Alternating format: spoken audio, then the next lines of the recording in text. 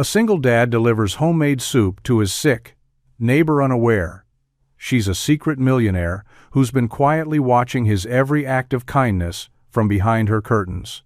Before we dive in, hit that subscribe button and drop a comment. Where in the world are you watching from?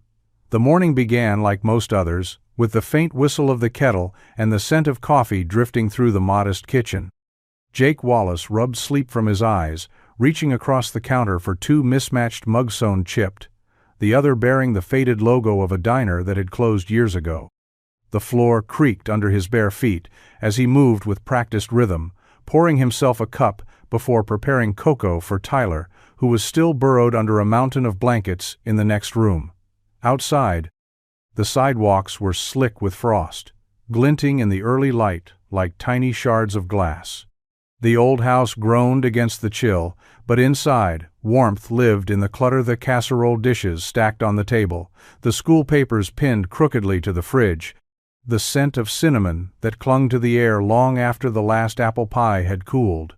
Jake leaned against the counter, sipping his coffee as he scanned the worn notebook where he scribbled recipes and grocery lists in the same looping handwriting. "Dad," came a sleepy voice from the hallway. Tyler stood in his dinosaur pajamas, one sock missing, hair sticking up in all directions. He rubbed one eye and yawned.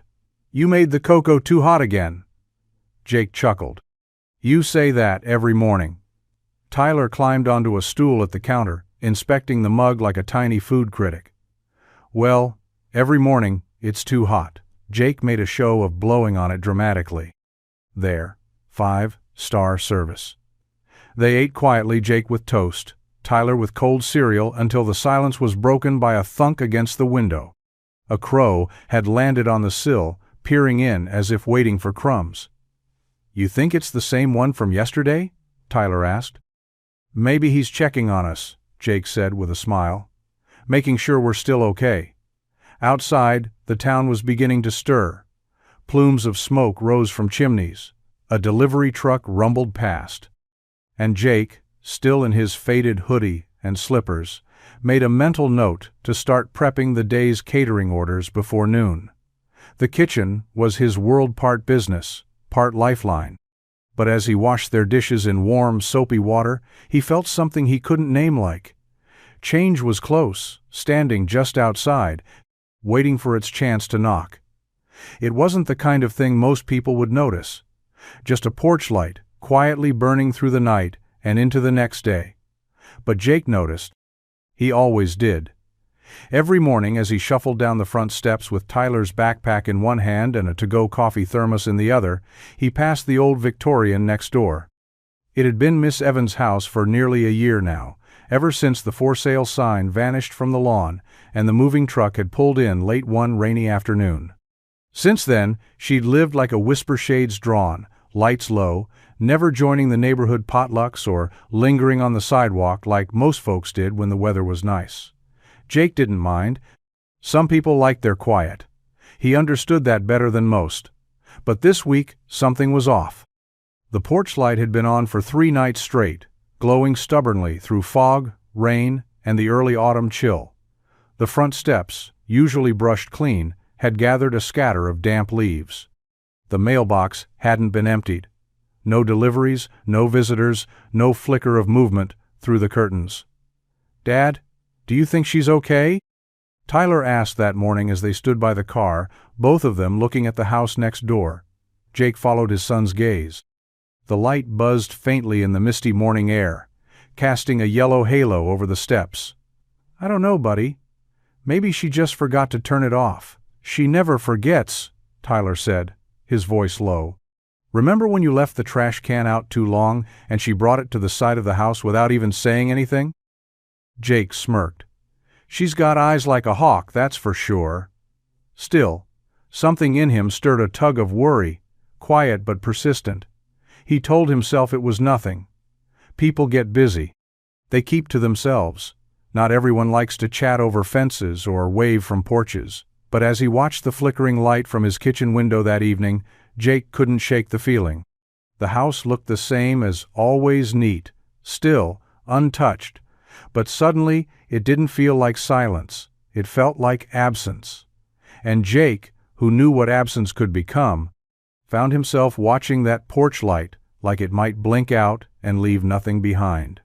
By the time the sun slipped behind the trees and the sky turned that soft lavender shade only October could paint, Jake had made up his mind.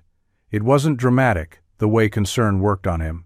It was quiet, a slow settling in his chest, like dust on a windowsill. He couldn't stop thinking about that porch light still on, the mailbox still full, and the house next door, which now seemed less like a quiet home and more like a sealed box, holding something inside that didn't feel right. Tyler was curled up on the couch, watching a cartoon and munching on crackers when Jake tied on his apron and pulled a pot from the cabinet. He didn't bother with a recipe. He didn't need one. Chicken soup was muscle memory by now chopped onions, a few carrots, leftover rotisserie, and a handful of egg noodles. The kind of meal that didn't try too hard. Just warm and honest. As the broth simmered and filled the house with that comforting, savory scent, Jake scrawled a note on the back of a grocery receipt. "Hi there. Thought you might be under the weather." Left some soup, no strings, no expectations. Just neighbor stuff. He folded it, stuck it in a clean envelope, and set it beside the Tupperware container now filled with steaming soup. After a moment's thought, he added a small paper napkin with a hand-drawn smiley face Tyler had doodled earlier. It wasn't much, but it felt right. The evening air was crisp when Jake stepped onto the porch.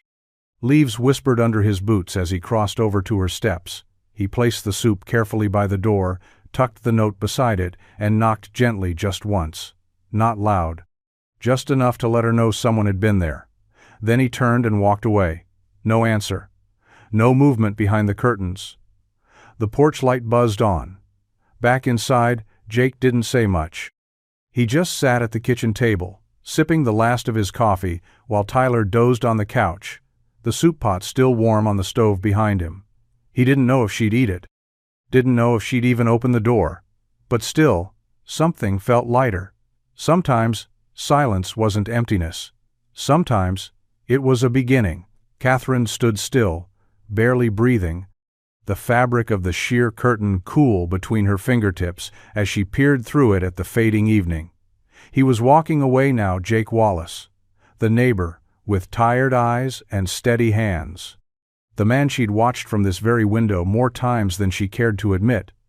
He moved with purpose, even in the smallest acts, like setting down the container of soup on her porch. Not rushed, not showy. Just intentional. She hadn't expected him to knock. The truth was, she hadn't expected anyone to notice. She'd spent months perfecting the art of being invisible in this town quiet. Comings and goings, groceries delivered, shades drawn, conversations politely deflected. The fewer the interactions, the lower the risk. That was the plan. That was safe. But then came the soup. The aroma had reached her through the cracks of the old door even before she'd touched the knob. Warm, nostalgic, absurdly kind. And the note's simple words scribbled on the back of a receipt, no flourish, no pressure, just neighbor stuff. She'd read it twice, then again. It felt like someone offering a hand across a chasm, even if they didn't realize how far down she'd been standing. She watched Jake step across the yard, the porch light still painting him in a golden hue. His shoulders sloped a little as he walked, the kind of tired that comes from carrying more than just the day. Inside his house, she could see faint movement, this sun, no doubt, small and bright like a candle through the window. Her chest tightened. It had been years since someone cooked for her. Even longer since she'd let anyone see her without a calculated purpose. She wasn't just Catherine Evans, the woman in the house next door. She was Catherine Whitmore, the same Catherine who'd walked away from boardrooms, headlines, and half a dozen empty friendships. And yet, here she was, clutching a curtain like a girl at the edge of something unknown. The soup sat by the door. She hadn't moved to take it. Not yet. But she stayed at the window, watching the man who had left it behind and wondering, for the first time in a long while, what it might feel like to be seen. The morning air was sharp, crisp enough to bite through Jake's sweatshirt as he stepped onto the porch with his usual cup of coffee. The sky was pale, still shaking off the fog of dawn, and the street was quiet except for the soft rustling of leaves tumbling along the sidewalk. He hadn't thought much about the soup since leaving it on Miss Evans' porch. In truth, he hadn't expected anything to come of it. Maybe she'd take it in. Maybe not. People handled kindness differently. Some welcomed it, some ran from it. But now, as he stepped down the creaky stairs and turned to glance toward her house, he stopped. The container he'd left was back. Sitting neatly on his porch railing, lid wiped clean, and resting on top of it was a single folded card, the kind with weight to it, the kind you didn't buy in a hurry. Jake blinked, surprised. He hadn't heard anyone in the night, hadn't seen the porch light flash on. Balancing his coffee on the railing, he opened the card. The handwriting was elegant, the kind that spoke of careful schooling and expensive pens. It read, "Thank you. You cook with more care than most people live with. C.E. Jake." Read it again, then once more, slower this time. The words weren't overly sentimental, but something about them stuck. There was no mention of her being sick, no awkward gratitude. Just that line, more care than most people live with, and his initials at the bottom like a signature on something meaningful. He smiled softly, folding the note with a kind of reverence before slipping it into his back pocket. The container, clean and warm from the early sun, was a small thing. But to Jake, it felt like the closing of one door and the gentle creak of another swinging open. From the sidewalk, he cast a quick glance toward her house. Curtains still drawn. Porch light off, for the first time in days. "Morning, Miss Evans," he murmured, voice low and just for the air. "Glad you're still with us." He picked up the container and headed back inside, already wondering what he might make next time. Not out of obligation. Just neighbor stuff. Just because.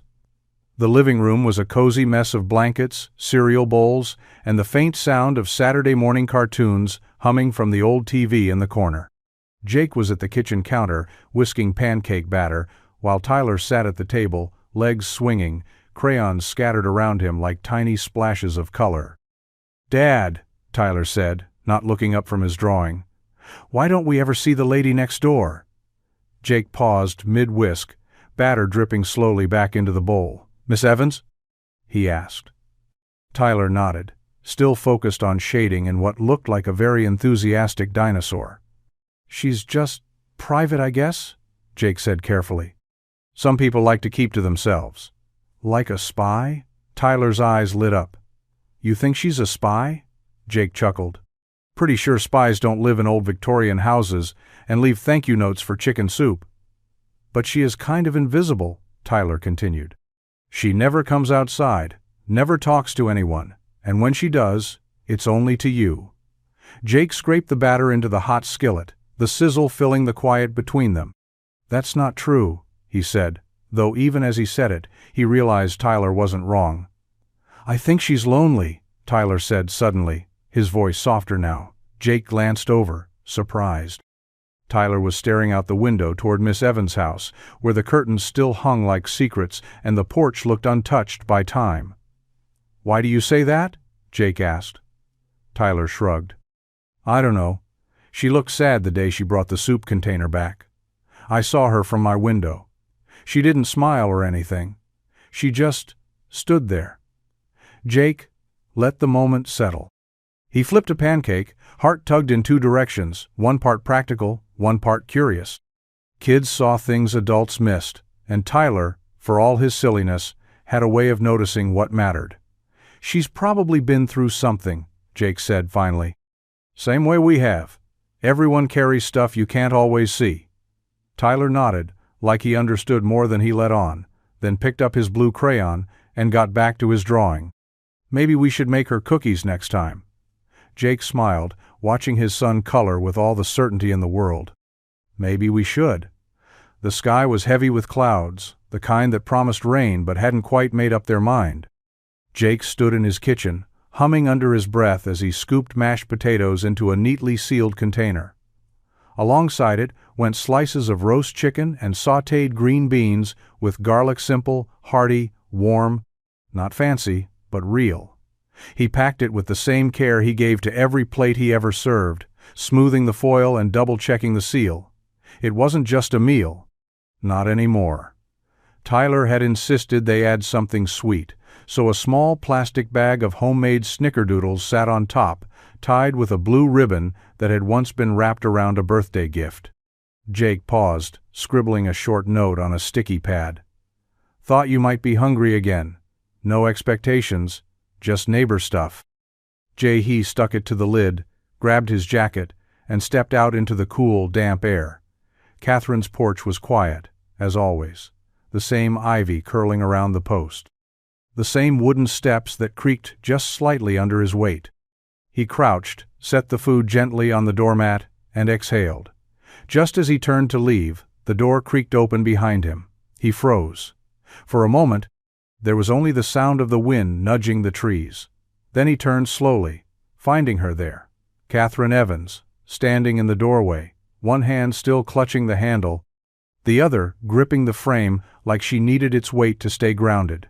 She looked different in the daylight, softer, not polished, not hidden behind curtains and shadows. Her hair was tied up in a loose twist, a few strands falling around her face, and her eyes, those pale, searching eye-shelled, something raw. "You don't have to keep doing this," she said, her voice gentle, almost uncertain. Jake offered a quiet smile. "I know." She looked down at the container, then back up. "But thank you. It smells like Sundays." Jake's smile deepened. "Then I must have done something right." For a heartbeat they stood in that space half porch, half possibility before Catherine gave a tiny nod and stepped back inside, the door clicking shut behind her. But this time, the porch light didn't come on. The next day came draped in soft gray clouds and the scent of impending rain. Jake had just finished unloading a box of supplies from the back of his van when he noticed movement across the yard's light, careful, like a bird unsure of where to land. Catherine was standing on her porch again. This time, she wasn't half hidden behind a door or peeking through curtains. She was out in the open, arms crossed over a cream-colored cardigan, eyes fixed on him with an expression he couldn't quite name, part curiosity, part hesitation. Jake wiped his hands on a rag and gave her a wave, casual, as if it were any other neighborly moment. To his quiet surprise, she stepped down from her porch. Only 2 steps. But still, "I wanted to return these," she said, holding out the Tupperware containers he'd brought her meals in. Her voice was soft, a little scratchy around the edges like she wasn't used to using it. Jake walked over and accepted the containers with a small smile. "You didn't have to. I figured I'd just cycle through them." Catherine gave a breath of a laugh, not quite amused, but not closed off either. "I don't like loose ends." He nodded. "Fair enough." A pause stretched between them, long enough for the wind to shift and carry the faint scent of earth and distant chimney smoke. Catherine looked past him toward his porch, where Tyler's sneakers were lying sideways like he'd kicked them off in mid-air. "Your son," she said slowly. "He's a bright kid." Jake's brow lifted slightly. "You've seen him." "I've seen you both," she admitted, eyes flicking back to his. "You take care of things, even when no one's watching." Jake studied her, something stirring in his chest that wasn't quite pride, wasn't quite vulnerability. "Some things matter more when no one's watching," he said, his voice low. Catherine looked at him for a long moment. Then she nodded once, just once, and turned to head back to her porch. It wasn't much, a few words, a shared glance. But as the screen door creaked behind her and Jake stood alone again with the returned containers in hand, he couldn't shake the sense that something small but significant had shifted. Almost a conversation. Almost something more. Before she was Catherine Evans, the quiet woman on the porch with the cardigan and soft voice. She had been Catherine Whitmore, known to glossy magazines and business journals as the young lioness of Wall Street. Her face had once graced the covers of Forbes and Fortune, her name synonymous with bold moves and bottom lines. She was the kind of woman who negotiated billion-dollar mergers in heels that clicked like punctuation marks and delivered keynote speeches without a single glance at her notes. But success, she'd learned, was a double-edged thing, sharp enough to cut you open when you least expected it. It had all come apart in one summer slowly, then, all at once. A boardroom betrayal, a media frenzy, and the man she thought she'd marry whispering apologies through a locked hotel door as headlines blared about insider whispers and suspicious timing. Catherine hadn't done anything illegal, but that hadn't mattered. She'd become the story, and in her world, perception was more lethal than truth. So she disappeared. Not in the dramatic tabloid Wayno flights to foreign beaches or dark sunglasses behind velvet ropes. She simply sold her Manhattan condo, liquidated what she needed, and bought a house in a town she'd picked off a paper map. A place with no skyscrapers, no flashbulbs, no expectations. Maple Glen, Illinois. Just the name had sounded safe. She arrived without fanfare, hiring a moving company under a different name and sending back every curious, "Where did you go?" message, unread. At first, the quiet was deafening. The stillness inside the big house felt like a punishment. But then, it started to feel like something else. Healing, maybe. Catherine became a silent observer of neighbors walking their dogs, kids riding bikes, leaves gathering in corners like forgotten thoughts. She noticed Jake Wallace on her first afternoon, hammering a crooked plank back onto his fence, Tyler running barefoot across their yard, giggling. Something about them had caught her, something honest. She hadn't planned to watch them, hadn't meant to care. But in a world where everyone she'd known wanted something, there was something different about a man who gave without asking anything in return. It was inconvenient, disarming, and somehow exactly what she needed. The first time Catherine saw Jake, really saw him, it was through her front window, the day she moved in. No one had noticed the black SUV that dropped her off with only a single suitcase and a folded-down ball cap.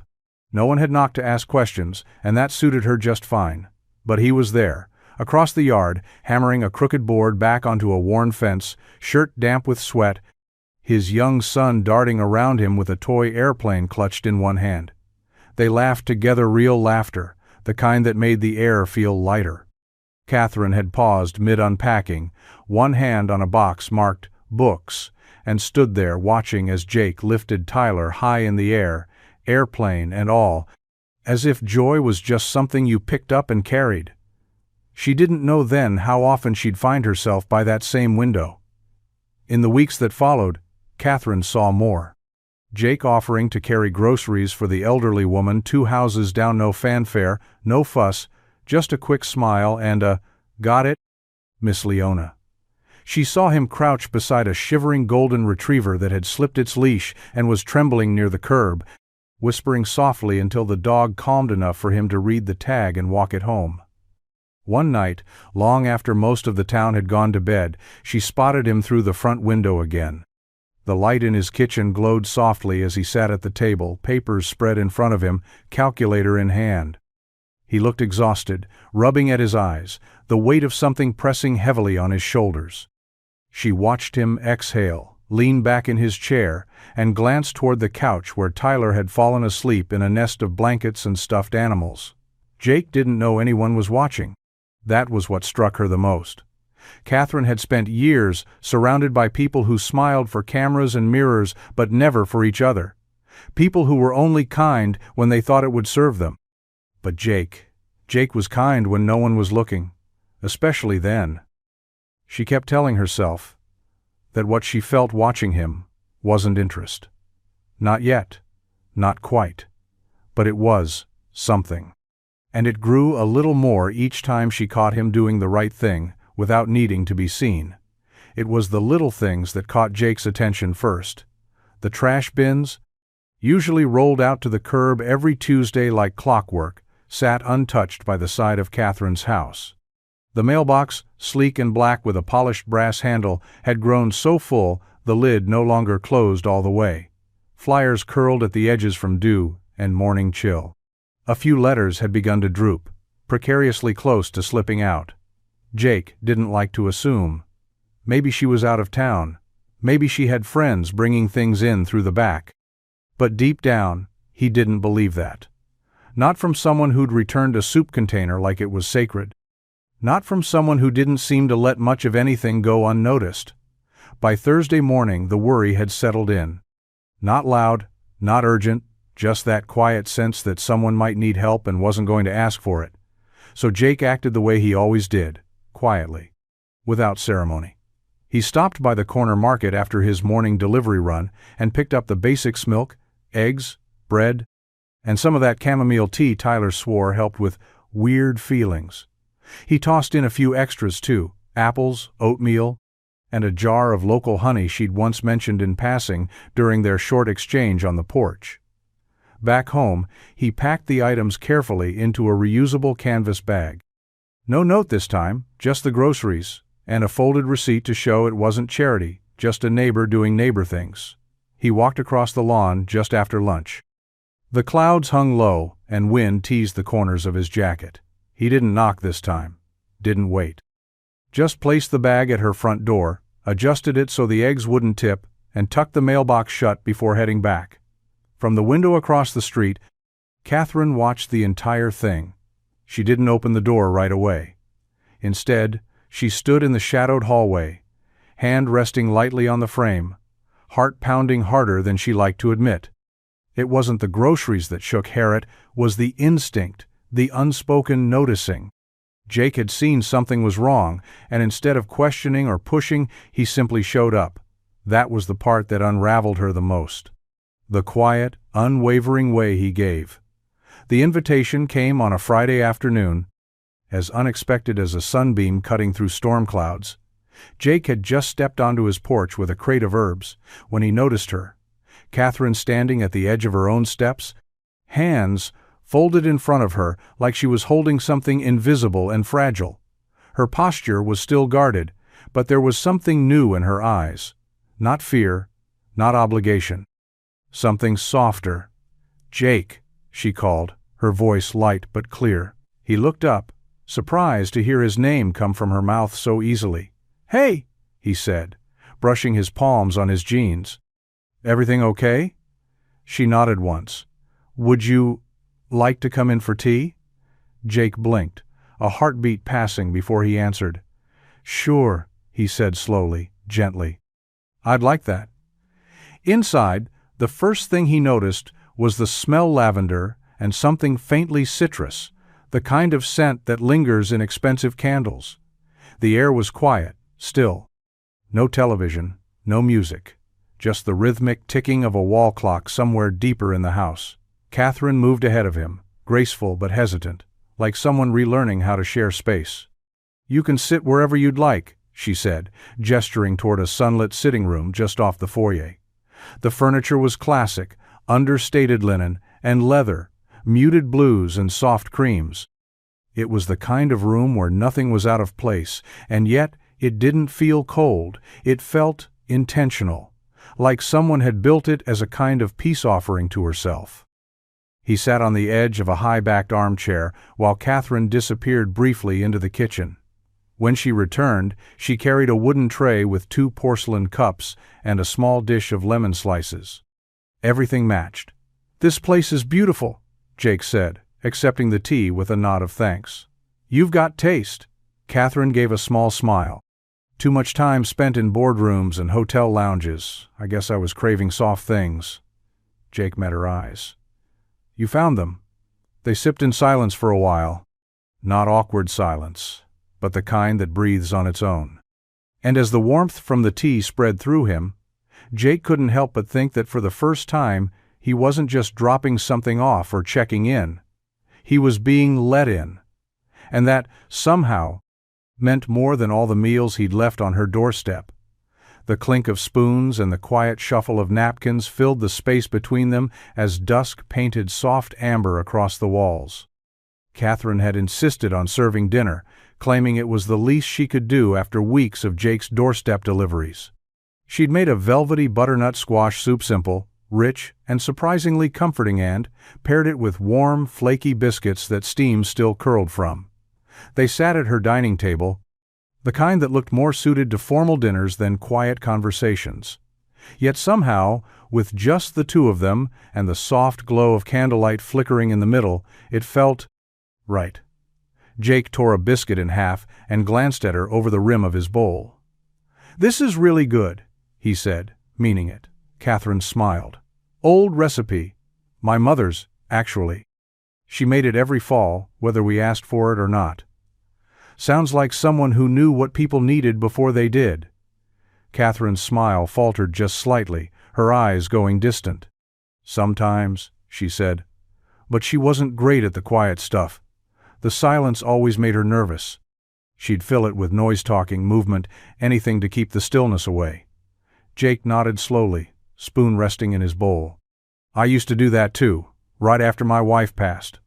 Thought if I kept moving, working, fixing things, I wouldn't feel the gap she left behind." There was no judgment in Catherine's face. Only understanding. She looked at him, not through him, not past. He met him. "How long has it been?" she asked gently. 4 years, he said, voice even, though the weight of it still lived in his bones.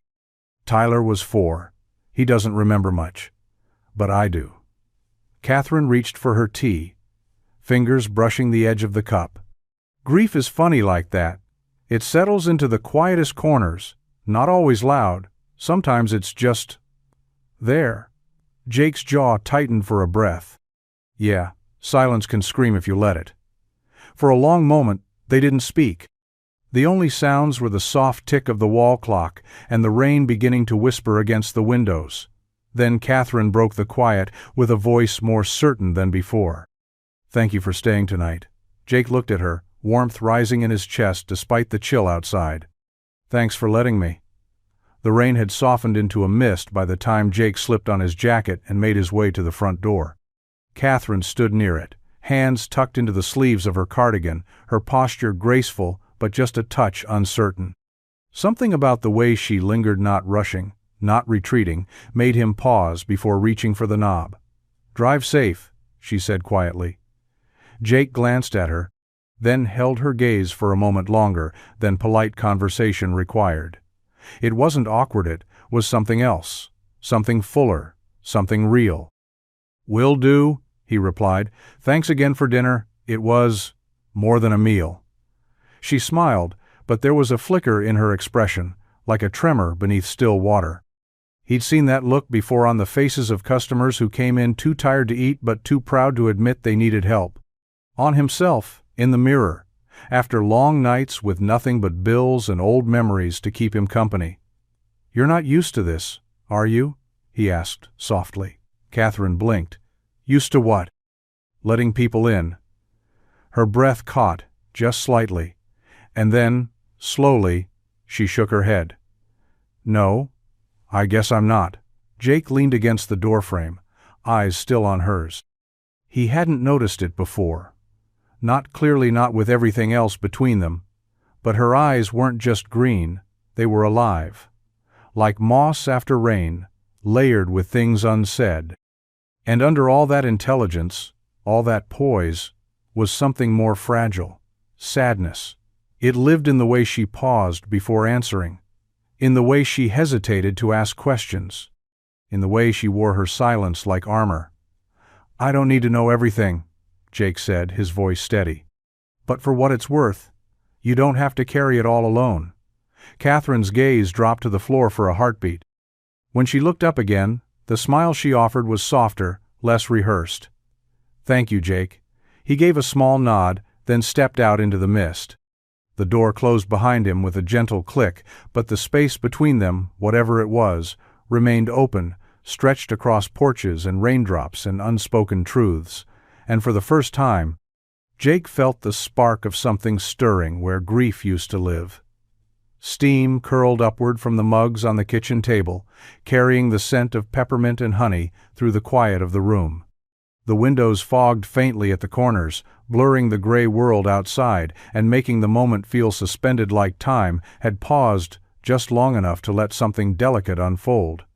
Catherine sat across from Jake, one hand wrapped around her mug, the other tracing the edge of a linen napkin folded neatly by her plate.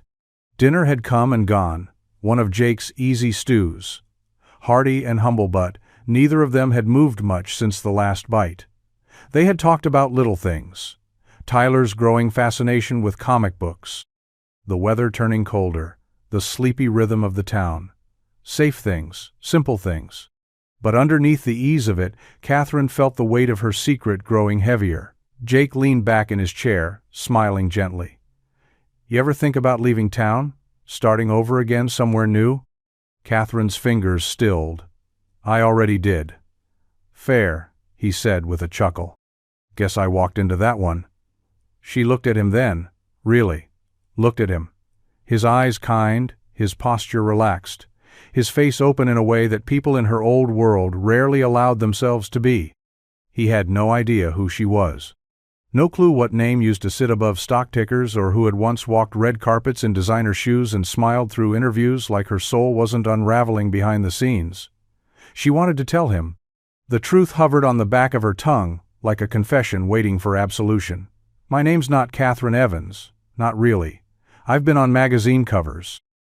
I've been lied to, used, photographed, torn apart in the press. I have money more than you could guess, and none of it has ever made me feel as safe as your front porch did last Tuesday." Her heart pounded, and still she said nothing. Instead, she took a slow sip of her tea and offered him a soft, careful smile. "This place has a way of making you want to stay, doesn't it?" Jake nodded. "Yeah, it does." And, just like that, the moment passed like steam, rising from a mug and disappearing into the air before anyone could name what it was. The snow started mid-after quiet, almost playful at first. Just a few flurries, dancing across the windshield, as Jake drove Tyler home from school. By the time they turned onto their street, the sky had turned the color of wet concrete, and flakes were falling thick and fast, blanketing the trees and sidewalks in white. "Whoa." Tyler breathed from the back seat, his nose pressed to the window. "It's like someone shook the whole town into a snow globe." Jake's eyes narrowed on the road ahead. Visibility was dropping fast, and the tires slipped slightly as they pulled into the driveway. "It wasn't even in the forecast," he muttered. "Of course." As they stepped out of the car, snow already clinging to their jackets, Catherine's porch light flicked on across the yard. Jake turned toward the house just as her front door opened a crack. "Jake," she called, voice raised above the growing wind. "You're not planning to drive in this, are you?" He adjusted Tyler's backpack and shielded his son with his arm. "Just got in. I was going to make something quick and wait it out." Catherine hesitated, then opened the door wider. "Come over. You shouldn't be alone in this. I made too much stew anyway." Jake looked down at Tyler, who was already grinning. "Please, Dad?" He exhaled, nodded once. "All right, but just for dinner." By the time they crossed the yard, snow had begun piling on their shoulders and boots. Catherine welcomed them in with warm towels and soft lighting, the house smelling faintly of rosemary and fresh bread. A fire crackled gently in the living room, casting golden light across the hardwood floors. Dinner was laughter and seconds, and Tyler asking if she had Wi-Fi so he could show her a cat video on his tablet. It felt easy, right. Outside, the wind howled. "Roads are iced over," Catherine said later, phone in hand. "They're advising no travel until morning." Jake gave a slow nod, glancing at Tyler, who had already nodded off under a knit blanket on the couch. "Well?" he said softly. "Looks like we're staying." Catherine smiled, heart unexpectedly full, as she fetched extra pillows from the linen closet. What started as a meal had become something more, a night of shared space, shared warmth, and maybe the start of something neither of them had dared imagine. Morning came wrapped in quiet, the kind of hush only fresh snow could bring. Outside, the world lay blanketed in white.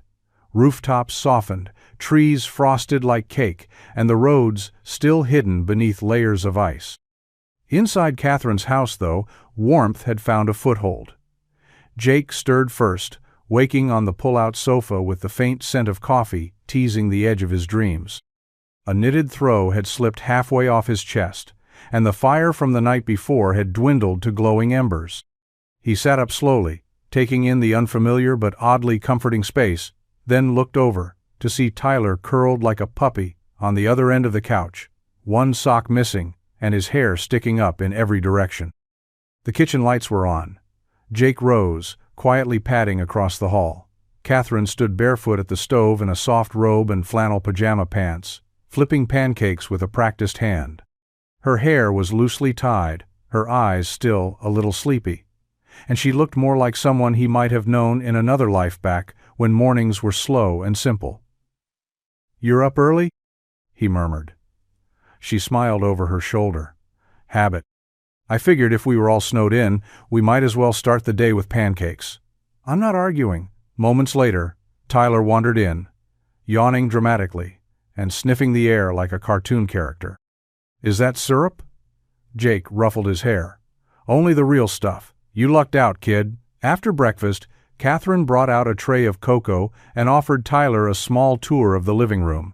That's when he spotted the piano tucked beside the window, a beautiful upright with smooth, dark wood and a quiet dignity. "You play?" he asked, wide-eyed. "I used to," she admitted. "Can I try?" She hesitated, then nodded. Tyler climbed onto the bench and tapped at the keys, letting out a giggle when they chimed back like a greeting. The notes were scattered, clumsy but joyful. Jake sat back, watching his son play, watching Catherine laugh with a kind of lightness he hadn't seen in her before. Music filled the hausannot, perfect but warm. And as snowflakes drifted outside the window, something else drifted between the three of them. Comfort, connection, the beginning of belonging. By Monday morning, the snow had begun to melt. Dripping steadily from rooftops and turning sidewalks into slushy streams, Jake shoveled the walk with steady motions, clearing a path from Catherine's porch to the street before heading back home with Tyler, both of them warm from the unexpected weekend and a little reluctant to leave it behind. But small towns have sharp eyes and louder mouths. By the time Jake reached Harrison's Market for his regular grocery run, the whispers had already begun. "See him? That's the Wallace boy. Heard he stayed the whole night at the old Whitmore place. Not just him, his kid, too. Must have been some kind of sleepover. Think she's finally come out of hiding?" Jake didn't need to hear the words to feel them. The lingering glances, the half-smiles that didn't reach people's eyes. He'd lived in Maple Glen his whole life long enough to know how fast a story could grow without any help at all. Inside the market, Maggie from the checkout counter gave him a pointed look as she scanned his items. "Big storm," she said, voice light but loaded. "Heard you were stuck over on Hawthorne Street." Jake didn't flinch. "Yeah, road's iced over. Catherine was kind enough to let us stay." Maggie raised an eyebrow. "Is that so?" Jake gave her a tired smile, took his bags, and left without another word. Later that afternoon, back in his own kitchen, he sat at the table while Tyler colored beside him. He could still hear Catherine's laugh from the morning, still see the way she'd watched Tyler at the piano with something close to wonder in her eyes. And yet, unease crept in. It wasn't just the gossip. It was the realization that Catherine had let him into her house, into her silence, but he still didn't really know who she was, where she'd come from, why she'd chosen a town like theirs. He trusted her, or at least he wanted to. But in a place where everyone knew everyone, a mystery only stayed charming until it became inconvenient. And Jake couldn't shake the feeling that the truth, whatever it was inching closer. The phone rang just after noon, sharp and sudden, slicing through the quiet like a blade. Catherine nearly dropped her teacup. She didn't recognize the number, but the area code made her stomach tighten. Manhattan. She stared at the screen for a second too long before answering, every instinct telling her to let it ring. But her thumb moved anyway. "Hello? Catherine." The voice was smooth, practiced, too familiar. "Took me a while to track down this number. Disconnected lines, no forwarding address. Clever." Her breath caught. "Who is this?" "Oh, come on. It's Henry Blakemore, the Ledger. We did that feature on your rise at Whitmore Investments, remember? You wore that navy dress, said you weren't into flash. That story hit like wildfire. Everyone wanted to know who you were." She closed her eyes. That was a lifetime ago. "What do you want?" she asked, keeping her voice level. Henry's tone turned casual, almost friendly. "Just checking in. I was having coffee with an old contact. Someone mentioned a reclusive woman in a charming town in Illinois. Big house, big gate, not much noise. Sounded familiar. Catherine swallowed hard, eyes darting toward the front window. Snow was melting in rivulets down the glass, and outside, everything still looked ordinary. I'm not giving you a story. I'm not asking for one. Yet. He paused. But people still remember you, Catherine. Disappearances raise eyebrows. And when one of the most promising women in finance vanishes after a scandal, well, eyebrows become questions. Some think you've got something to hide. She gripped the counter until her knuckles blanched. I'm not hiding, she said quietly. I'm healing. Another pause, this one heavier. Fair enough. But be careful, Catherine. Secrets don't stay buried in places like that. Small towns have long memories. The line clicked, and just like that he was gone. Catherine stood still, heart pounding in her throat. She looked around the kitchen, the warm glow, the soft shadows, the ghost of Jake's laughter from 2 nights ago, and felt the walls tighten around her. The peace she'd built, the quiet life she'd grown into, it was all more fragile than she'd dared believe. The past was knocking. And this time, it knew her name. Catherine stood at her bathroom mirror, fingers brushing lightly over the edge of a pearl earring as she stared at her reflection. Her heart beat faster than it should have for something as simple as dinner. Tonight wasn't just another quiet meal. Tonight, she'd tell him.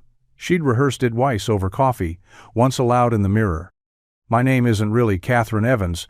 I used to be someone else, someone the world paid attention to for all the wrong reasons. She had imagined the look on Jake's face, confused at first, maybe disappointed, maybe not, but she owed him the truth. It was past time. When she stepped outside, the wind had picked up, brushing her coat against her legs and rustling the trees. Jake's house glowed warmly from the kitchen, windows fogged slightly, the scent of roasted garlic and thyme drifting through the air as she crossed the yard. He opened the door with that familiar half-smile, Tyler bouncing behind him, already chattering about the super special garlic bread he'd helped make. Inside, the table was set with mismatched plates and a folded paper napkin at each spot, Tyler's handiwork, no doubt. A small vase held a handful of clumsily clipped backyard daisies, and suddenly everything felt fragile. Over dinner, they laughed easily. Tyler told a story about a spelling test gone sideways, and Catherine found herself genuinely smiling, the weight in her chest loosening just enough to breathe. Jake poured her another glass of water and asked, gently, "You okay? You've been quiet tonight." She looked up. His eyes were steady, warm, trusting. This was it. She opened her mouth, the truth perched on the edge of her tongue, but then she glanced at Tyler so carefree, so happy in this little kitchen full of noise and life, and her resolve wavered. Here was a man who'd worked to build peace from the broken pieces of his life, who gave without questioning and listened without pressing. His world was simple, honest, and hers was anything but. So she smiled instead. Just tired. It's been a long week. Jake didn't press. He only nodded, offered her another slice of bread, and kept the conversation light. Catherine took the bread with shaking hands, the confession slipping back into her chest like steam disappearing into cool air. Not tonight. Not yet. Catherine was watering her windowsill herbs when the knock came, 3 quick taps, followed by the unmistakable sound of sneakers skidding across a porch. She dried her hands on a dish towel and opened the door to find Tyler standing there, his cheeks pink from the cold and his hair tousled beneath a too big beanie. "Hey, Miss Catherine," he said, breathless with purpose. "I have something really important to ask you." She stepped out onto the porch, smiling. "Well, if it's really important, I'd better hear it." Tyler pulled a crumpled flyer from his jacket pocket and held it out with both hands like a sacred scroll. "It's my school play, this Friday. I'm going to be a tree. Not just any tree, a talking tree." Catherine took the flyer, unfolding it carefully. Bold, cheerful letters announced the annual Maple Glen Elementary Winter Performance, A Forest of Feelings. Beneath it, a cartoon squirrel and smiling cloud beamed from the corners of the page. "I wanted to ask if you'd come," Tyler continued, his voice quieter now. "Dad says you're busy sometimes, but I thought maybe you'd want to see it, just for a little bit." Catherine's heart did a strange, unexpected twist. "Say yes," her instinct whispered. But fear bloomed quickly behind it. A crowd, a gym full of parents, lights, eyes, someone looking too long. What if someone recognized her? A photo snapped, a whisper passed. She'd built her quiet life brick by careful brick. Was she really about to risk it for an elementary school play? Tyler looked up at her, hopeful and completely unaware of the storm behind her eyes. "You don't have to if it's weird," he said quickly. "I just thought it would be cool." Catherine knelt down to his level, her hands steady even as her thoughts raced. "You know what, Tyler? I'd be honored to see you be the best talking tree that school's ever seen." His face lit up like a sunrise. "Really?" "Really." As he bounded down the steps and across the yard, Catherine stood watching him, flyer still in hand. She was terrified. But for the first time in a long time, she was also excited. Maybe this was what trust looked like in its first fragile form, an invitation held out by small hands, and a yes whispered despite the fear. The elementary school gym buzzed with the kind of nervous energy only a room full of children in costumes and parents with video cameras could generate. Folding chairs scraped against the floor, paper programs rustled, and someone in the back kept shushing their overly excited toddler. It was chaos, but the joyful kind, the kind that smelled like popcorn and floor wax and homemade costumes. Jake saved a seat in the third row, turning every now and then to glance toward the entrance. Tyler was backstage with the other kids, peeking out from behind the curtain in his felt and cardboard tree costume, and Jake had promised he'd wave the second the lights dimmed. Catherine slipped in quietly. Dressed simply in a long navy coat and scarf, her hair pulled back beneath a soft wool hat. She kept her head down as she moved toward Jake's row, sliding into the seat beside him just as the principal approached the microphone to welcome everyone. Jake leaned in with a grin. "You made it." "I wouldn't miss it," she whispered. The lights dimmed, the curtain rose, and for a time, the world narrowed to singing clouds, dancing squirrels, and a shy little boy who delivered his single line. Sometimes trees feel lonely too, with a courage that made Catherine's chest ache with pride. But near the end of the performance, she felt it. A shift in the air. 2 rows behind them, a man's gaze landed on her like a weight. She turned slightly, catching the faintest flicker of recognition on his face, eyebrows lifting, eyes narrowing in disbelief. Richard Langston. It had been years, but she knew that face. A former partner. One of the first to turn his back when the whispers began. She froze, heart lurching. He said nothing, just watched. But his eyes told her he was doing the math. Beside her, Jake clapped as the final bow came and the curtain fell. He glanced at her with a smile, but it faltered as he saw her expression. "You all right?" Catherine forced a smile. "Yes, just a little overwhelmed." Jake nodded slowly, studying her. The hesitation, the way her eyes kept flicking toward the crowd, the tension in her shoulders. He didn't push, not yet, but something inside him shifted. She wasn't just a reclusive neighbor with a quiet heart. There was more. And it was finally starting to show. The moon hung low over Maple Glen, casting a silver sheen across the rooftops and washing the quiet streets in pale light. It was later than either of them had planned to stay out, but after the school play, Tyler had fallen asleep in the back seat of Jake's car, and neither Catherine nor Jake had been quite ready to say goodnight. So they walked, side by side down the familiar sidewalk, their footsteps soft against the pavement, their breath visible in the chilly air. Jake had said nothing on the ride home, hadn't asked about the man from the audience, but Catherine had seen the questions forming in his eyes like clouds rolling in. Now, under the hush of moonlight, she knew the time had come. "Jake?" she said quietly, halting just before they reached her gate. He turned to face her, hands tucked into the pockets of his coat, eyes steady and patient. "I haven't been honest with you," she began. Not in a malicious way, just in a scared way. Jake said nothing. He just waited. "My name isn't really Catherine Evans," she said, voice low. "It's Catherine Whitmore." Recognition flickered across his face, just a flicker, but it was there. She saw it land, and her heart dropped. But she kept going. "I used to run one of the biggest private investment firms on the East Coast. I was in magazines, on talk shows, panels. I was someone people called a rising star. Until I wasn't." She looked up, eyes glistening. "There was a betrayal, a scandal. I wasn't guilty of what they accused me of, but that didn't matter. The media spun it anyway. My face was everywhere, and none of it was real, so I left. I walked away from everything: money, headlines, the noise, because it was the only way I could breathe again." Jake's brow furrowed, not in anger, but in thought. In trying to piece it all together. "You came here to hide," he said quietly. "I came here to heal," she corrected, her voice trembling.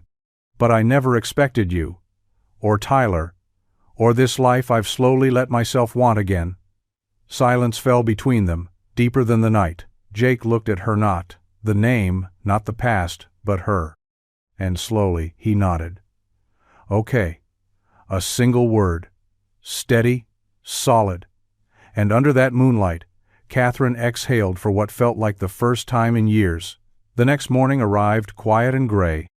The sky heavy, with clouds that looked like they might snow but couldn't quite decide. Catherine stood at her window with a cup of tea cooling in her hand, watching the street, waiting for something from next door. But Jake's porch stayed still. No sound of boots on the steps, no rumble of his truck warming up, just silence. The night before had played over in her mind on an endless loop. She'd told him the truth finally, fully, and he'd stood there, calm, listening. He'd said okay. And in that moment, it had felt like a lifeline. But now, the silence had weight to it.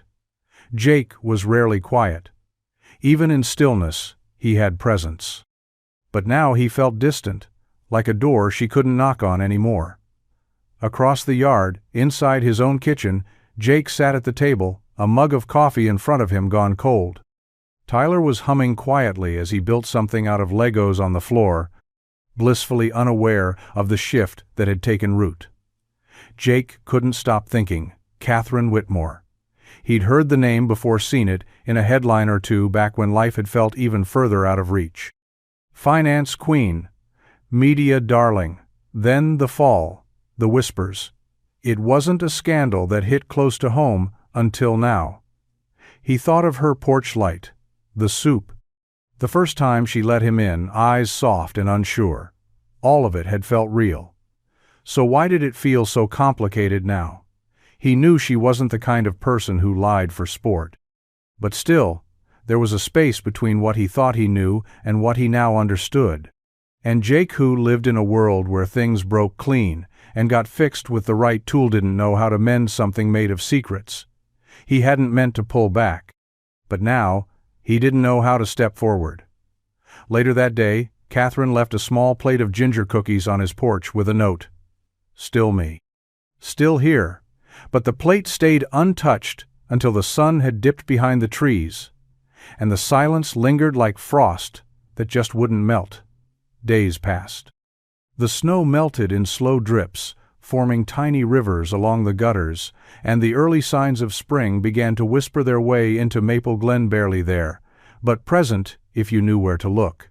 Buds on the dogwood trees, mud in the yard where there used to be snow, warmer breath on colder mornings.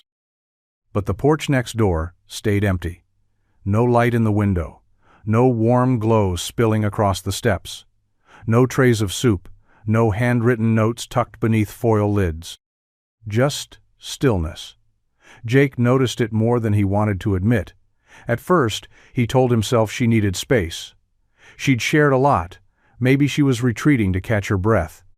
Maybe she thought he needed distance, too, and maybe he had, for a moment. But now? Now it felt different. He found himself glancing at her house as he walked out to grab the mail, lingering a little longer at the window over the sink, half expecting to see her silhouette behind the curtain. Tyler asked once casually. Mid-sandwich.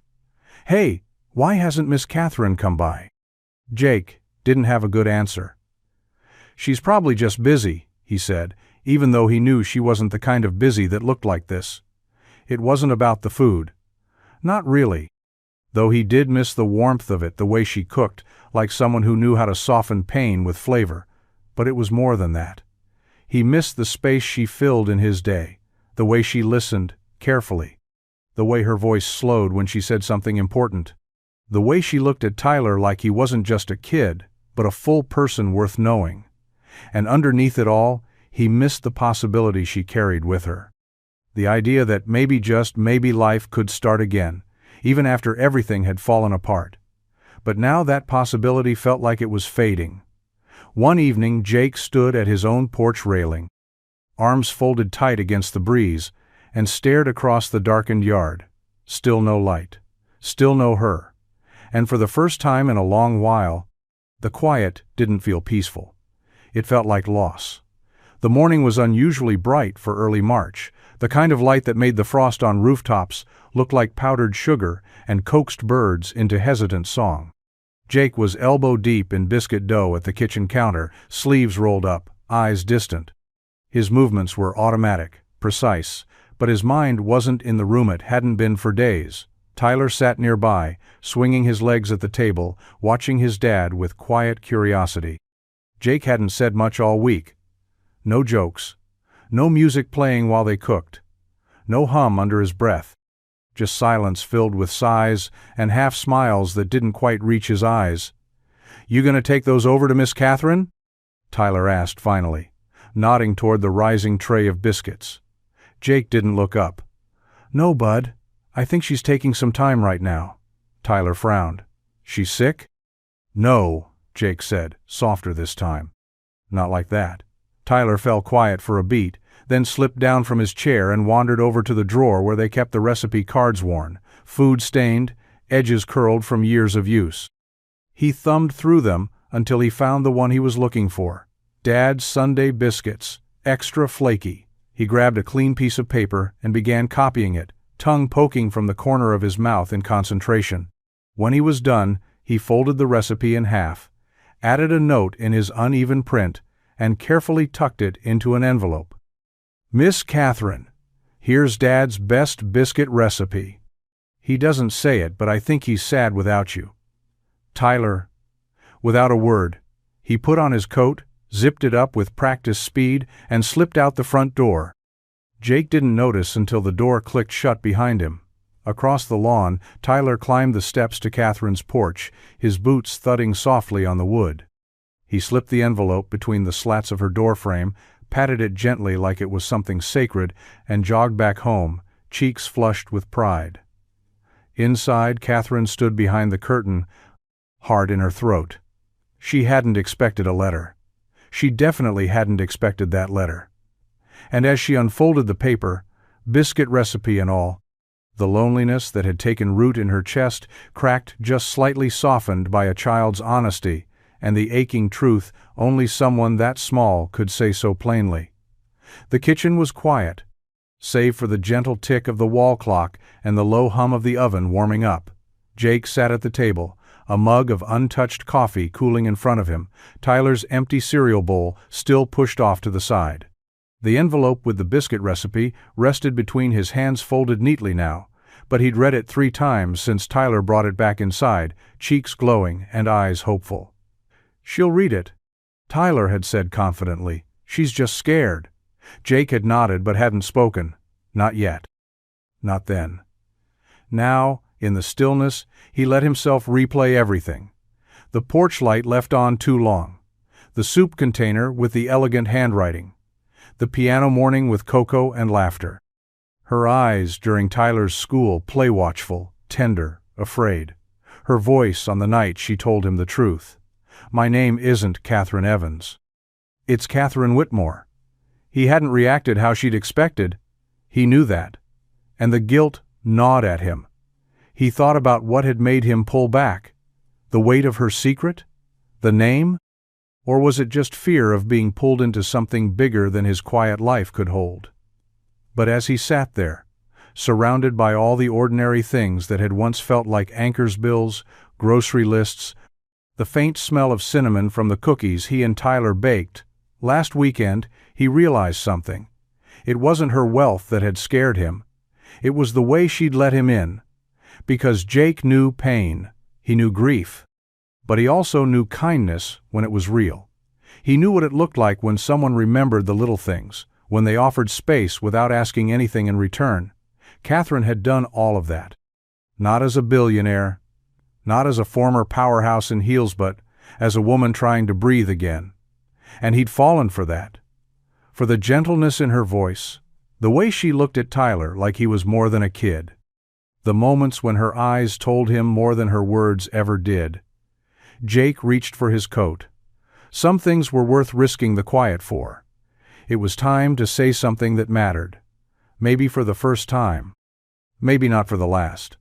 The backyard wasn't fancy, just a patch of grass worn soft from Tyler's soccer games, a weathered picnic table, and the faint scent of cedar from the fence Jake had patched up last fall. But tonight, under a canopy of glowing string lights, it looked like something out of a dream. Jake had spent the afternoon quietly preparing. He borrowed folding chairs from the neighbor, scrubbed down the table, and clipped a few sprigs of rosemary and lavender from Catherine's own garden he hoped she'd notice. A single linen runner lay across the table, and in the center sat her favorite wine, the label turned just so. He'd remembered it from that quiet evening when she'd let her guard down and laughed over tea. The food was simple, but made with the same care he put into everything. Roasted chicken with lemon and thyme, baby potatoes tossed in butter, and a salad with pears and walnuts. On the stove inside sat a peach cobbler cooling beneath a dish towel. It was warm, familiar, nothing too much. Just enough. He lit 2 candles as the sun began to dip and checked the time. Then, with a breath he hadn't realized he was holding, he walked across the lawn to her house and knocked. Catherine opened the door, surprised to see him standing there in his worn flannel, holding a single card. "No soup this time?" she teased gently, though her voice trembled ever so slightly. "No soup," Jake said, offering the card. "Just dinner, outside, if you're willing." She looked down at the card. On the front was a watercolor sketch of a field under a night sky. Inside, it read in Jake's careful handwriting, "I didn't walk away because of who you are. I hesitated because I was scared of what it meant to finally feel something again. I'm sorry I made you feel alone. If you'll let me, I'd like to fix that starting with dinner." Her eyes glistened, but she didn't look away. "I'll get my coat," she said. Minutes later, they sat beneath the lights, the sky deepening to navy above them, the clink of silverware and soft hum of wind carrying between them. It wasn't about the food knot, really. It was about showing up. About taking the first real step towards something that had been quietly waiting for both of them to be brave. And as Catherine took a sip of wine and smiled across the table, Jake knew she had forgiven him, maybe the way he was finally learning to forgive himself. The last of the candles flickered low, casting soft, swaying shadows across the table as the night settled fully around them. The air had cooled, but neither Catherine nor Jake made a move to leave. The plates were mostly empty, the wine glasses half full, and the peach cobbler sat barely touched between them. They weren't hungry anymore, not for food anyway. Catherine leaned back slightly, arms folded over her lap, her eyes fixed on the string lights above. "You know," she said quietly, "there was a time I thought I'd never let anyone close to me again. Not really." Jake didn't rush her. He just listened, the way he always did. "I wasn't just betrayed by strangers," she went on. "I was betrayed by people I let in, people I trusted with everything.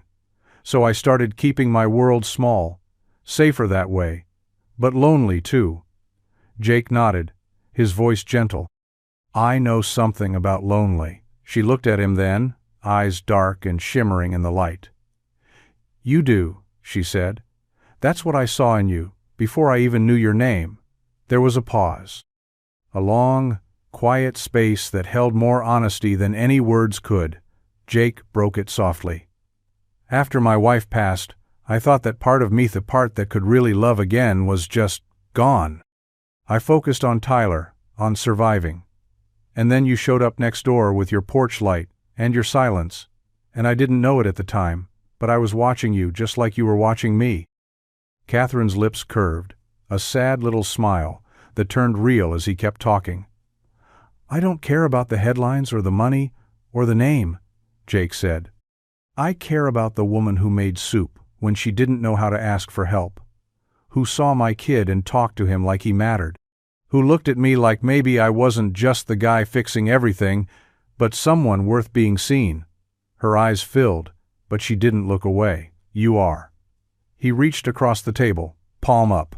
She laid her hand in his, like it belonged there. Love wasn't loud that night. It didn't come in a grand speech or a perfect kiss. It came in the cracks between their words, in the tears they didn't hide, in the hope they let themselves feel again. And somewhere in that quiet backyard, love was finally spoken and heard. Spring arrived slowly, like someone testing the water before stepping in. The trees in Maple Glen began to bloom in shy bursts of color, and the streets, once lined with silence and frost, now hummed with a kind of quiet revival. Catherine watched it all unfold from her porch, a cup of coffee warming her hands, sunlight brushing across the tops of her knees. She had always been good at investing. She could spot potential in numbers, in people, in ideas, before they even knew what they were capable of.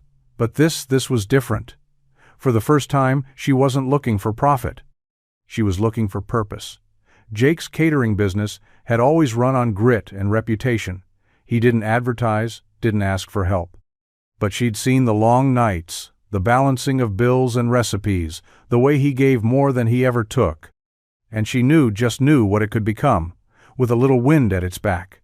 So she started small, a quiet call to the bank, an anonymous donation to cover the lease on a larger prep kitchen he'd been eyeing for years, a conversation with the mayor about funding new tables for the town square, a granddaughter, an old foundation name for the school's music program, after seeing Tyler's face light up at his first piano recital. Jake didn't ask where the help came from at first. But when the new ovens arrived, when the permits cleared faster than expected, when the invoices showed zero balance due, he looked at her with narrowed eyes and a crooked smile. "You wouldn't happen to know anything about this sudden stroke of luck, would you?" Catherine just sipped her tea and shrugged. "Maybe someone thought the town could use a little faith." "Someone?" he repeated, amused. She grinned. "Don't look at me. I'm just a neighbor." But he knew. Of course he did. And when he leaned over and kissed her on the forehead later that night, he didn't say thank you. He just held her hand a little tighter, like he finally understood she wasn't going anywhere. Catherine Whitmore had spent a lifetime building empires. But here, in this town, with this man and his son, and the stories tucked into every corner of Maple Glen, she was building something far more valuable. She was building home.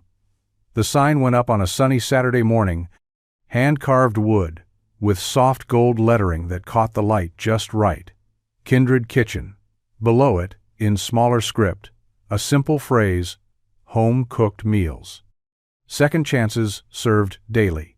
Jake stood on the sidewalk, arms crossed over his chest, staring up at it like he still couldn't quite believe it was real. Beside him, Tyler bounced on his toes, already wearing an apron 2 sizes too big, and a grin that didn't quit. Catherine was a few steps behind them, sunglasses perched on her head, coffee in hand, watching the moment unfold with quiet pride. She hadn't pushed for her name to be on anything. In fact, she'd insisted it not be. This wasn't about her money. It was about Jake's heart and what happened when someone finally saw it for what it was, strong, generous, and full of life.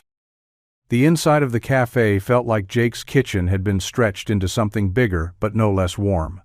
There were open shelves with glass jars of herbs and flour, framed photos of the town's old main street, soft jazz floating from hidden speakers, And on each table, a handwritten quote or recipe card, most of them from Jake's old recipe box, now laminated and shared like small, edible pieces of memory. People came. They came with curiosity first. Maple Glen hadn't seen a new business in a long time, but they stayed for the biscuits, the pot pie, the cinnamon bread pudding that Tyler insisted was better than magic. Jake shook hands. He hugged people. He sent food out with smiles and barely had a moment to breathe between orders. But through it all, his eyes found Catherine's again and again. At the counter, in the corner booth, by the window with sunlight catching in her hair. She didn't need to say anything. She'd already said it by believing in him. And as the bell above the door jingled, and the laughter grew, and someone at the back called out, "This feels like home," Jake wiped his hands on his apron, looked around at the packed tables, and finally let himself feel it fully. Not just the success, but the belonging. Kindred Kitchen wasn't just a place to eat. It was a place to start again. And every story on those plates began with love. The table was set for 3. No fanfare, no centerpiece, just linen napkins folded into soft triangles, chipped ceramic plates that didn't match, and the comforting scent of roasted chicken drifting through the air. The windows were cracked just enough to let in the evening breeze, carrying with it the soft chirp of crickets and the distant laughter of kids playing one street over. Catherine moved through the kitchen with ease, barefoot, humming under her breath as she carried the last dish to the table, mashed sweet potatoes with brown butter and sage, Tyler's favorite. He'd requested it 2 days ago, and she'd written it down like it was gospel. Not because it was complicated, but because he'd asked, and that still meant something sacred. Jake stepped through the back door, wiping his hands on a towel, cheeks still pink from grilling outside. "Smells incredible in here," he said, walking over to kiss her cheek like it was the most natural thing in the world, because now it was.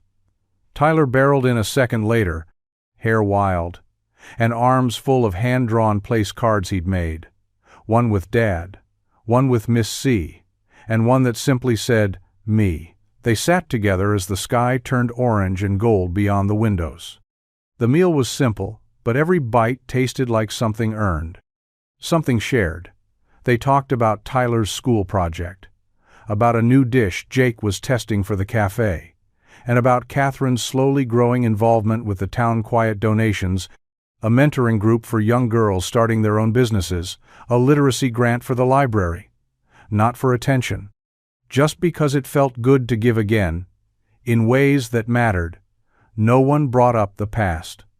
Not because it didn't exist, but because it no longer owned them. After dinner, they cleared the table together. Tyler rinsed dishes while Jake dried, and Catherine stood at the sink, looking out at the soft flicker of light strung across the yard. It struck her then, the fullness in her chest, the ease in her limbs, the absence of fear. Not a single secret between them now. No more hiding, no more running. Just Sundays, just warmth, just a family, stitched together, not by blood or obligation, but by choice. By love.